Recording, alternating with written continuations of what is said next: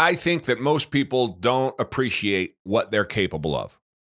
I've seen this over the last 2 years in particular, throughout most of my life, I think. But we all have an expectation of what we're capable of, and it is far below, I believe, what reality is.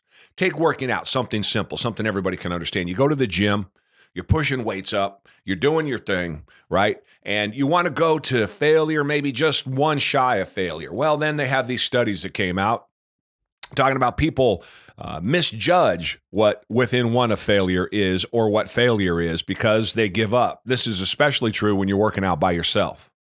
And so it made me think about what we perceive as what we're capable of versus what reality is. What I see in so many people is so much more than what so many people see in themselves. One of the things, as I've talked to so many people about getting healthy, getting their life back, getting their mental faculties back on track, getting their physical faculties back on track, feeling better across the board, improving their life significantly. When I have those conversations, I always get why they can't. I never hear why they can.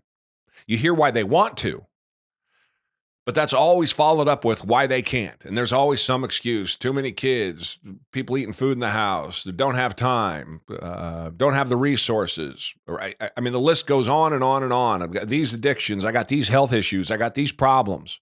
It's always something. The stress at work is always something. And again, I always say, and I'll go back to this, if I put a gun to your mother's head, if I put a gun to your daughter's head and tell you that unless you go lose 50 pounds, eat twice a day, only eat specific food, and go for a walk of at least 2 miles, I'm going to pull the trigger, you damn well know you guys will go and do what you're supposed to do. You know that you will. You know that you can. And yet we fool ourselves by saying that there are things that we cannot do. And that is the first thing that I get when I talk to people. Appreciate that. They talk to me about what they want, but then they tell me why they can't. And we need to change that. That never factors into my thinking. I never think I can't. I know that I wouldn't, and that's very different. That's where I found myself 2 years ago at 303 pounds, fat and dying. I know that I wouldn't go for a walk. I know that I wouldn't eat what I was supposed to. I know that I wouldn't go exercise. I know I wasn't being responsible. I know that I was putting things into my mouth that were killing me. I know that the lack of exercise was making all of my heart issues and all my physical issues that much worse. I know that my back was far worse and the opioids I was taking for it was caused by my behavior. I knew that. I didn't hide from it. I didn't lie to myself. I didn't make excuses. I knew what I was doing. Then I decided to make a change. Then I decided to go to the right direction. Then I decided to say, this is what I'm going to do because I know that I can. I just haven't. I didn't say I know that I can't because that's loser talk. That's not going to get you anywhere. It's tough. This is a hard program. Life is hard. Generally, life is hard.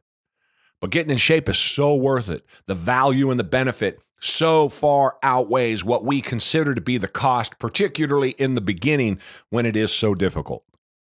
You're talking about 6-8 months to make a meaningful change to your life. You just have to believe that you can. Opportunities are everywhere. You got to go get them.